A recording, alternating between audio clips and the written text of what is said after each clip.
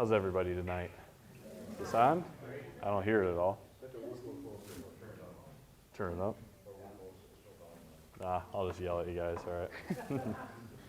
Okay, we are Resolution Aerial Media. My name's Corey, and this is Blake. Hi. And really what we do together currently is we fly the Inspire 1 that stands over here. And Blake is the pilot. I do the camera.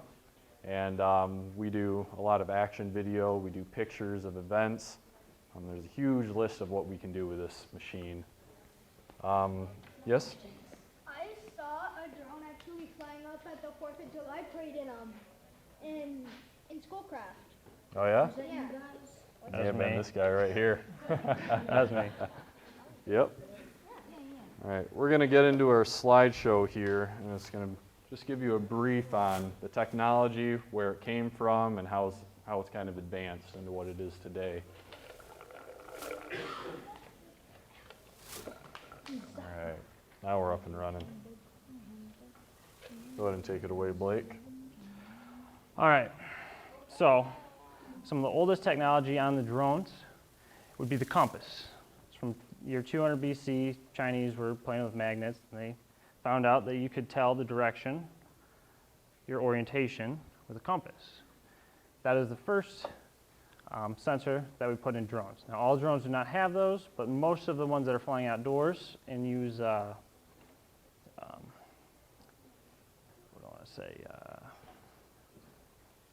waypoints. From one point to another, you want the drone to fly from here to here, you need a compass. The next technology was radio, as you all know, has to use radio. That was in 1898. It was the first RC boat. That was the first time a model was ever controlled by radio. And then, believe it or not, when you look at a drone, say something like this, you may think this is a drone. Really what this is a multi-rotor, just 4 props that spin in opposing directions. So one spins clockwise, one spins counterclockwise, flies around. Now, the guidance and self-leveling and the controls are what make it a drone. But it's actually a multi-rotor, and people have been flying them since 1907. Now, they're not very efficient, and they're very hard to do on large scales. That's why you don't fly in a multi-rotor from your house to your work or anything like that. And we use helicopters instead because they're more efficient. They'll use a lot less fuel than a multi-rotor would.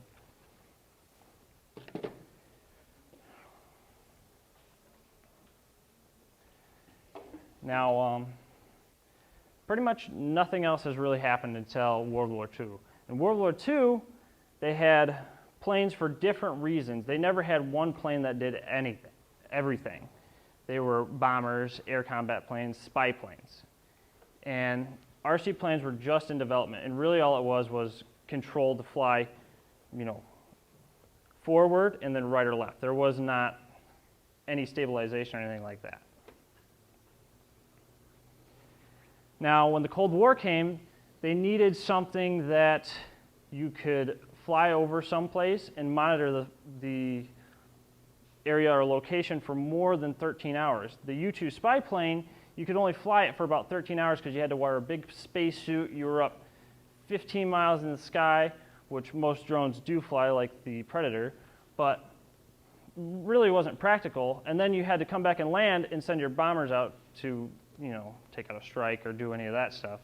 So military really were pushing for a drone-like device so they can monitor an area for 48 hours like Predators can do now. Vietnam War, they needed something that could get into tight spaces but could fly long distances. Multi-rotors, you couldn't fly long distances. That's why we never saw them in the Vietnam War. That's why the military never really used them. Now, they did use radio control for things like mines, and it's actually quite sad, but they would strap, bombs to dogs and send the dogs in and then blow them up with remote controls, but that's what they used them for. Now, We get to the 1970s where we have integrated circuits and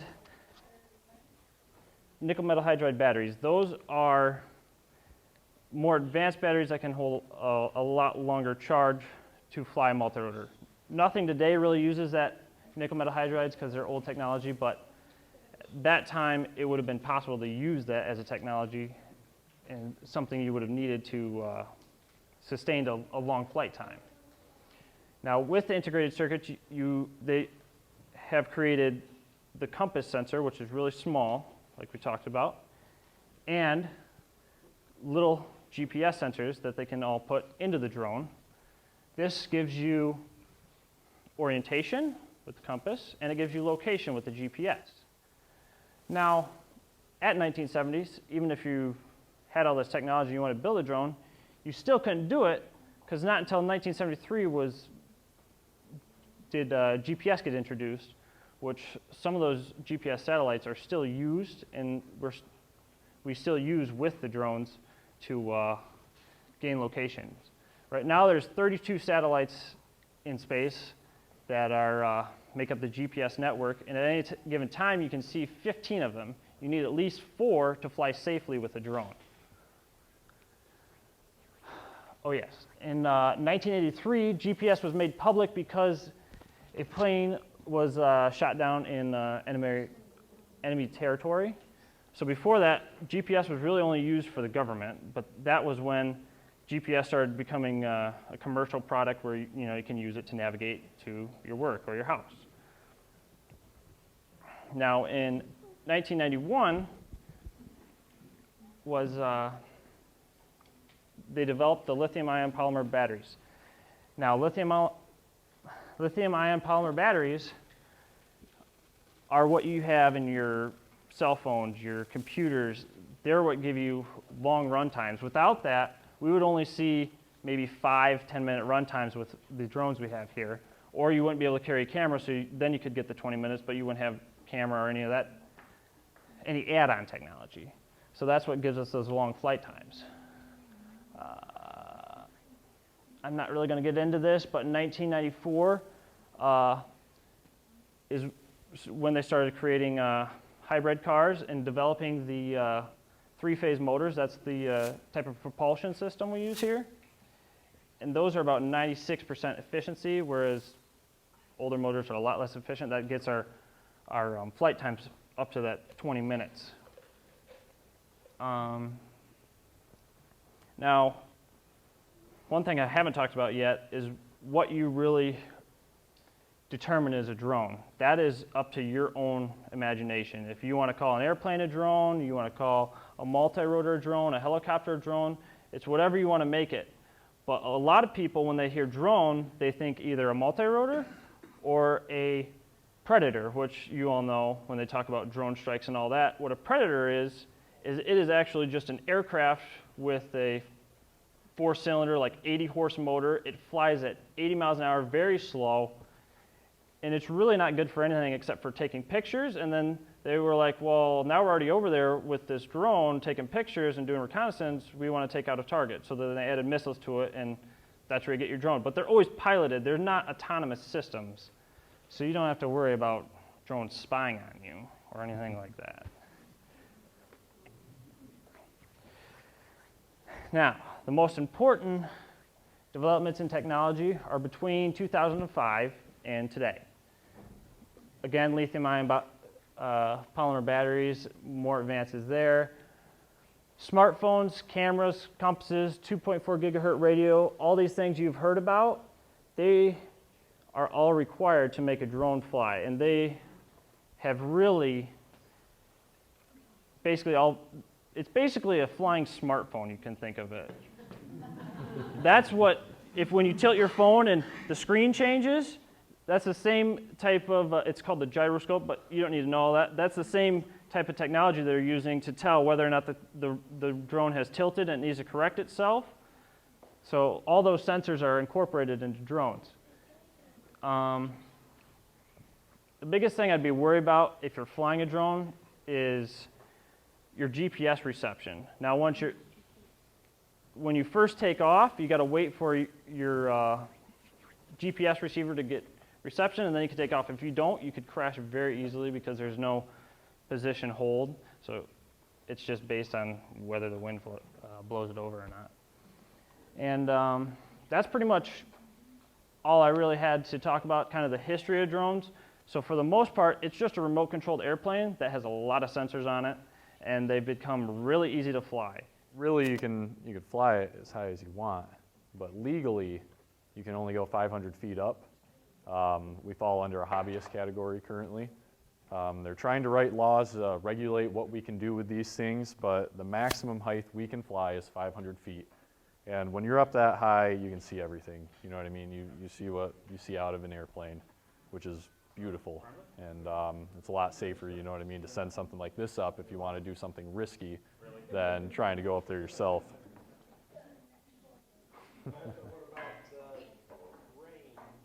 Range, with this radio right here and this multi-rotor, I mean, I could probably fly 2 miles away from it and still have radio reception. However, I'm not going to be able to see it.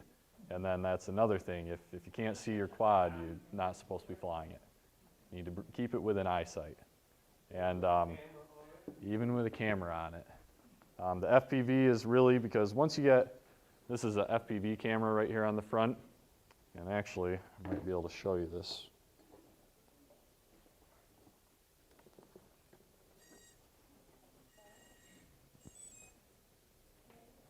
You can all see it.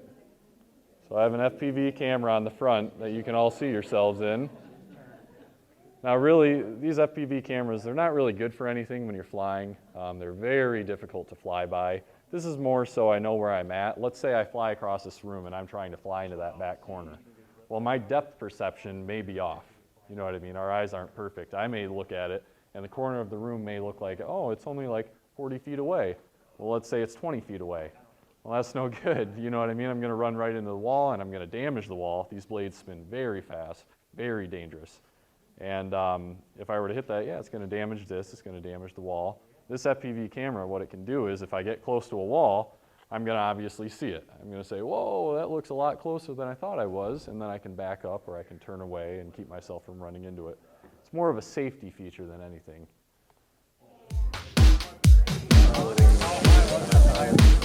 Wouldn't be here.